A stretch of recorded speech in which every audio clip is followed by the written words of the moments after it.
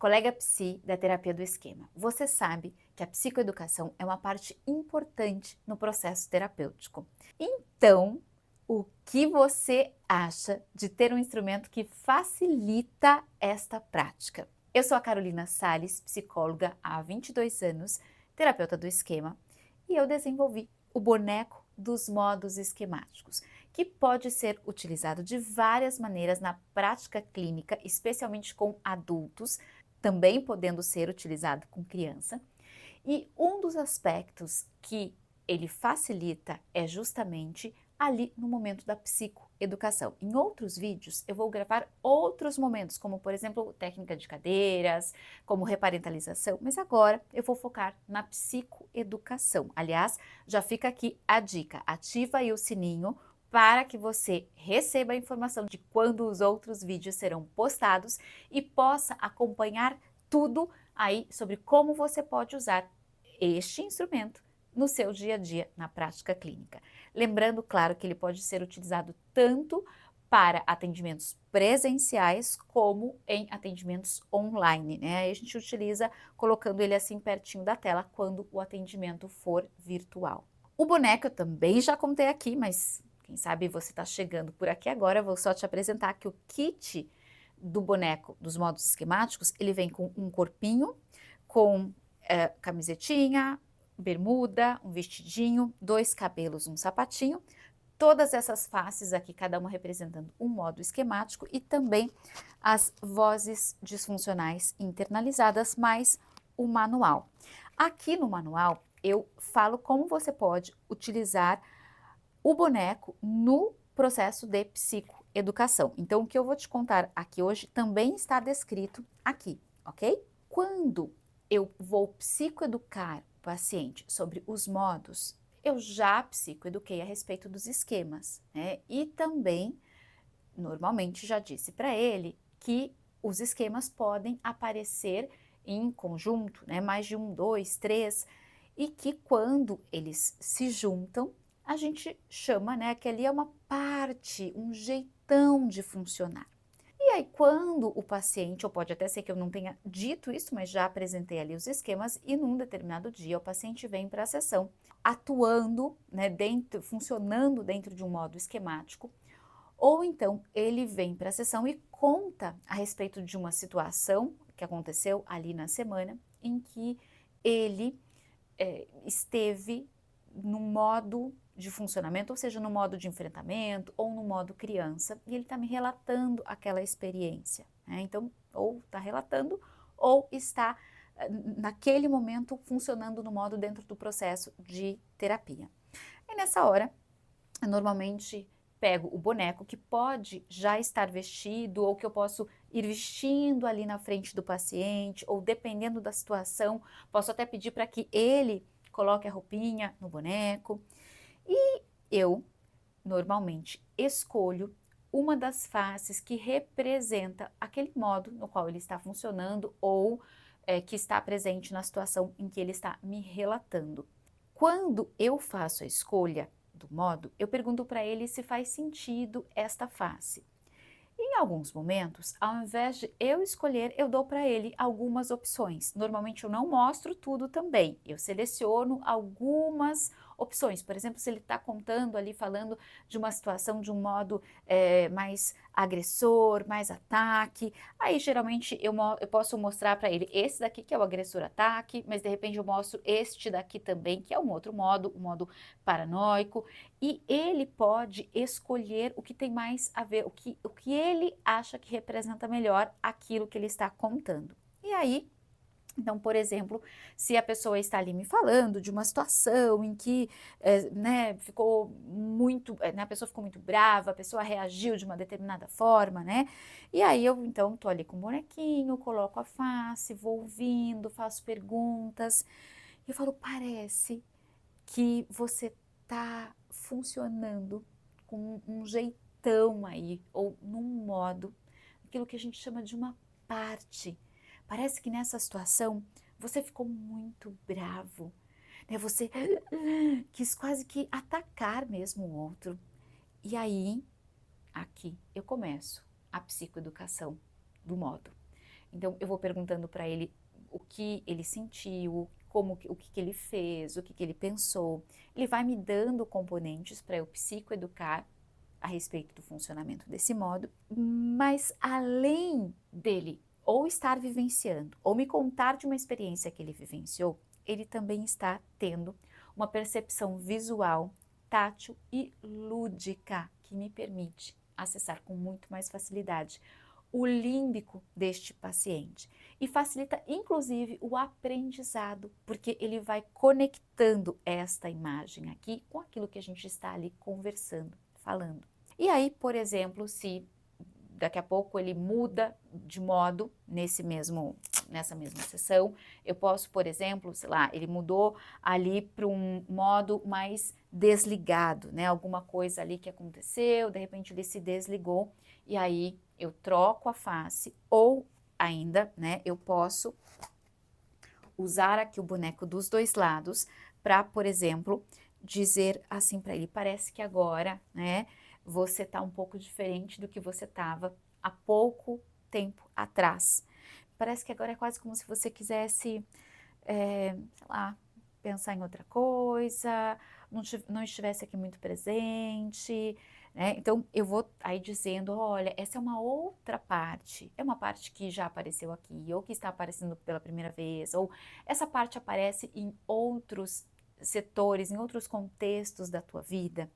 E aí a gente vai conversando justamente para psicoeducá-lo com esta expressão ou com a expressão que melhor o defina.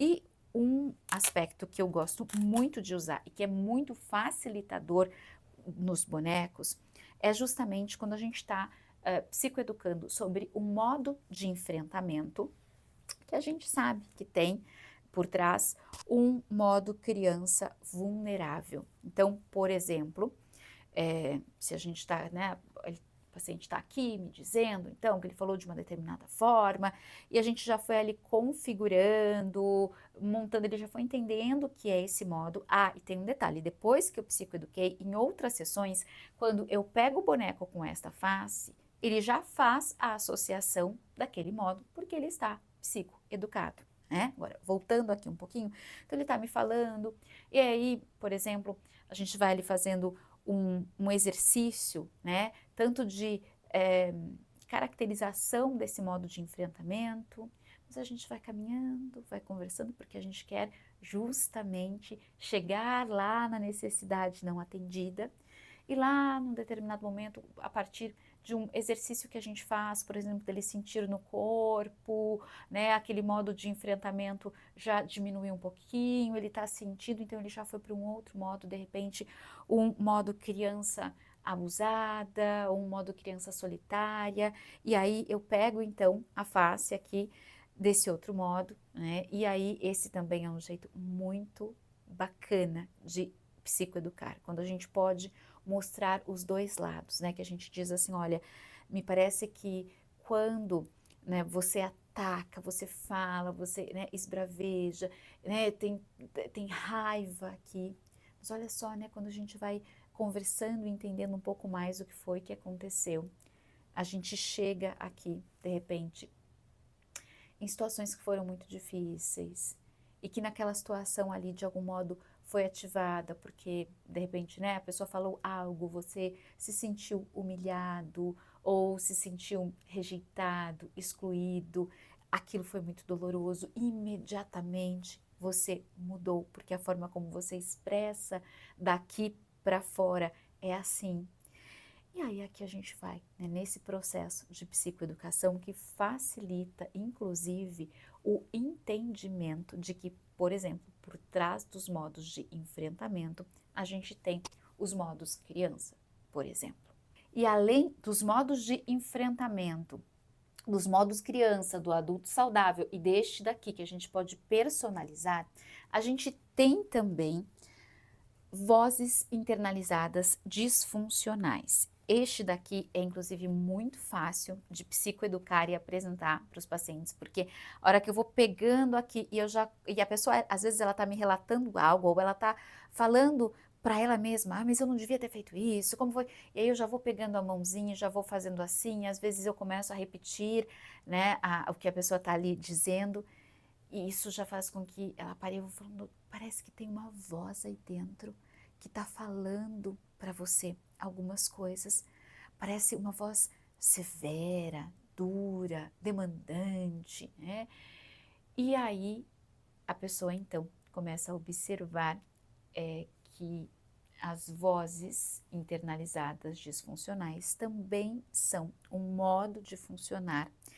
E quando a gente coloca a voz aqui fora, fica inclusive mais fácil da pessoa perceber que é um modo, não é ela. Está internalizado, mas ela aprendeu.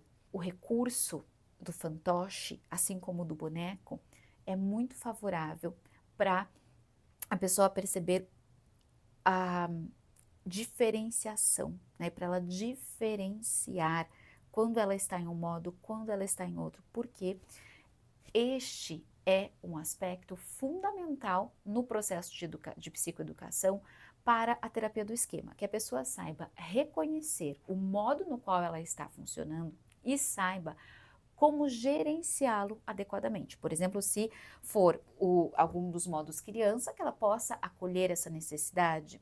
Se for um dos modos de enfrentamento, que ela possa negociar. Se for vozes críticas ou vozes disfuncionais internalizadas, que ela possa combater. Se for o adulto saudável, que ela possa nutrir.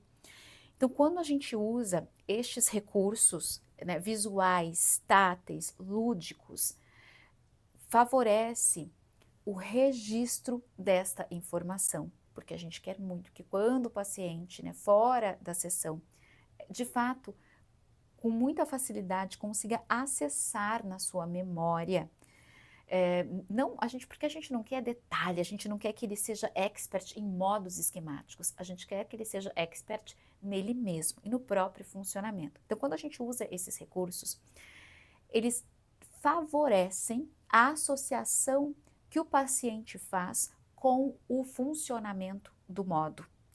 É muito comum os pacientes me dizerem, eu fiquei vendo aquela vozinha, aquele vermelhinho na minha cabeça veio, nossa, aquele vermelhinho. Então, este daqui em especial, eles materializam de uma tal forma que é muito, é um recurso assim, muito, muito especial para a psicoeducação de vozes disfuncionais internalizadas. Essas outras faces que a gente usa, elas também acabam sendo marcantes, principalmente porque, como eu disse para vocês, a gente não vai usar todas, mas a gente usa aquela que melhor representa e a gente pode aproximar, né, o boneco ali do paciente, ele pode manipular, ele pode mexer e tudo isso, né, esse componente tátil, lúdico, visual, vai favorecendo esta percepção, esse entendimento do próprio funcionamento. Bom, se isso fez sentido para você ou se você tem alguma dúvida a partir do que eu te contei, me escreve aqui embaixo, eu vou fazer questão de te responder. É muito rico quando você, colega, utiliza o boneco aí no seu dia a dia, na sua prática, traz as dúvidas, a gente pode ampliar as possibilidades de uso. E, além disso, você pode usar a sua criatividade para usar de mais maneiras ainda, para além dessas que eu estou te trazendo aqui, ok? E lembre-se de continuar seguindo aqui para que você também assista aos próximos vídeos que serão publicados aqui a respeito da técnica com cadeiras, também de imagens e também de reparentalização. Nos vemos em breve no próximo vídeo.